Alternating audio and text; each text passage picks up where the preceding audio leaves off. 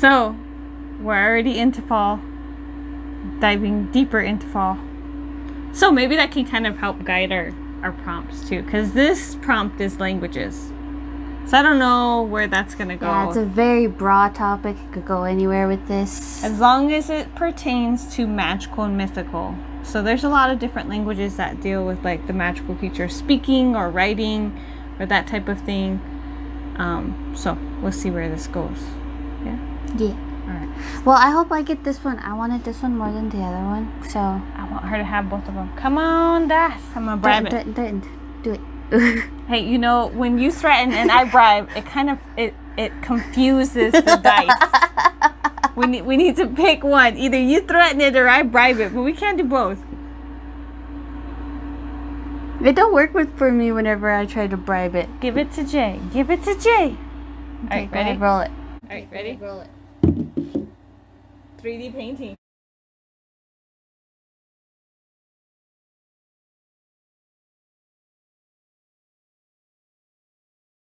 Oh, it is mine. Yay! Yay! It's Jay's. Round of applause. You got all the ones for September. Oh no. Oh no. Oh shoot, That's alright. I had plenty of ideas for this one. I'll just be like, there you go. All done. Awesome. So, yep. You ready to start? Yep. Cool. Now the problem is, which idea? Do I need to make you more dice? No. I'll just flip a coin instead. Oh. Dice are funner. Right? Dice are funner. Hi everyone. So I am going to discuss my ideas for this project, which is languages for 3D painting, which is actually surprising because it's been a while since I've done 3D painting. And I had different ideas on how I wanted to do it, which I will also be discussing. So, first off, I had to plan out my ideas on what exactly I wanted to do, and, well, my brain was like, hey, you know what we should do? We should do Fenrir. And so I'm going to be doing Fenrir with Futhark runes as the language. And I'm probably going to do him like chained up, like, you know how most of those pictures are of him and stuff. And so I'm probably going to look up some inspirations, that way I can have some idea on how to kind of do him. And I've also seen two different sides on where he has horns like Loki and his father, or where he doesn't have horns, which I think is actually the true version, but I'm not entirely sure. But I've decided that my version will have horns. And so the next thing that I had to do was figure out how exactly I wanted to make it 3D.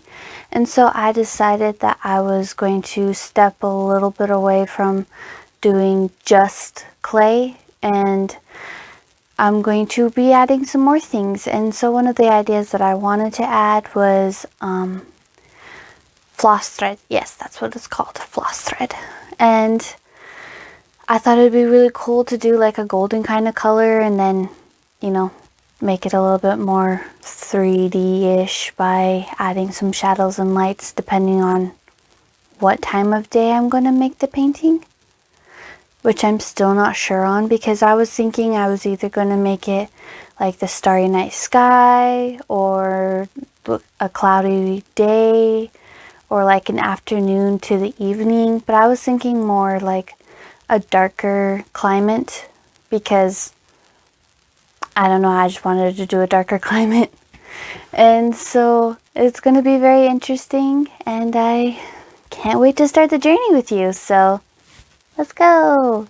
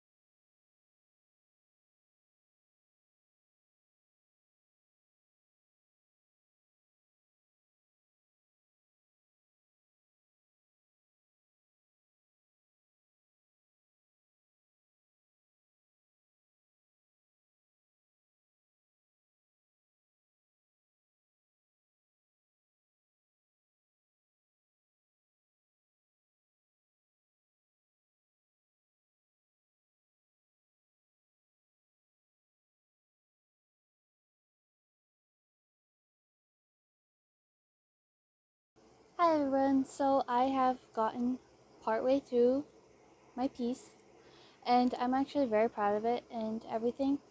And I tested on a spare canvas on how everything would work because I was hoping to actually string rope down like it's tying him down, you know, like how most of the pictures are of him, of Fenrir. And so I was hoping to actually thread the string through both sides and then have it tie in the back and then maybe even like help support it with air dry clay and stuff.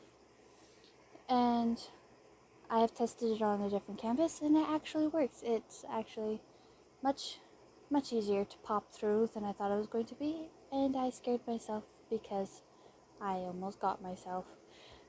So pro tip from now on, be very careful with sharp things and don't try and stab through a piece of canvas on your leg.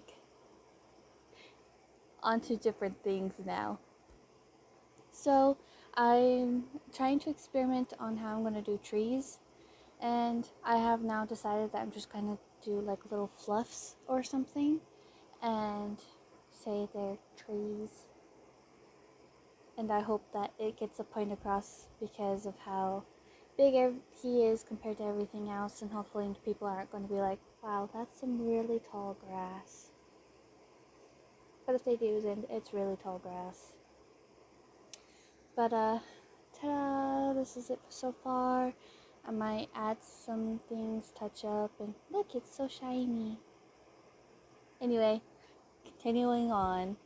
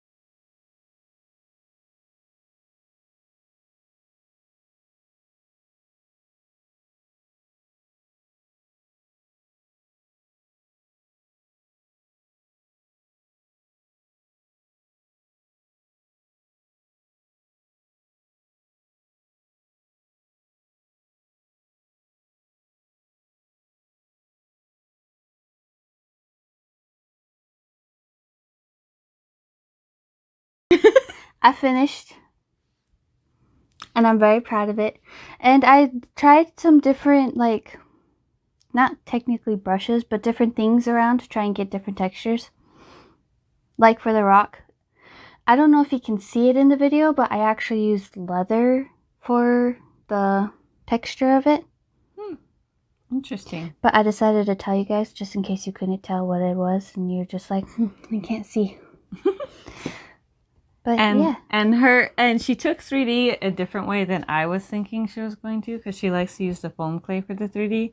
So when she did the strings as part of her 3D element, I was like, that's interesting. Yes. Well, at first I was going to do clay and like pop the muzzle out or something else like that. Like I was going to have him standing up and maybe baring his teeth. And then he decided to lay down and be asleep. And I was like, well, that didn't work with me, did you? So instead I always had the idea of doing strings. I didn't realize it was just going to be only strings. I like it. I don't know what it is, but I really like his ears. And I don't know if you can tell on the camera, but it looks like his ears actually have almost a 3D element. So I kind of want to just be like, hey, touch your ear. Wake up. So, I mean, it looks really cool. It's really interesting. It's also has different, like, textures, colorations. Looking. Because whenever I first did the fur, I was like, oh, hey, it looks like it has different layers of fur, too, even. And that was totally on purpose. I did that on purpose. It's always cool whenever you do something you don't necessarily mean to, but then it comes out and you're like, oh, that's wicked. That's always kind of a cool element when you're painting, is learning something and going, oh, hey, look at the way that lays or does this or... Yeah.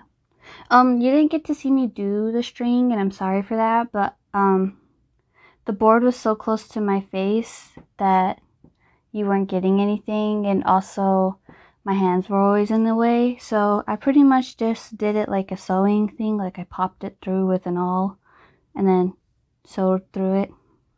Lots of knots on the back. Yeah. But she did an awesome job. He's trapped. Poor little thing. Or huge little thing, because he's like as big as a mountain. So, if you enjoyed the video, don't forget to hit the like button. Subscribe to the channel and hit the bell to see to see all our upcoming projects. That was a tongue twister. And whether you are an old companion or just beginning the journey with us, we want to say a chi miigwech. A big thank you, and we'll see you in our next video. Bye, Mapi. See you.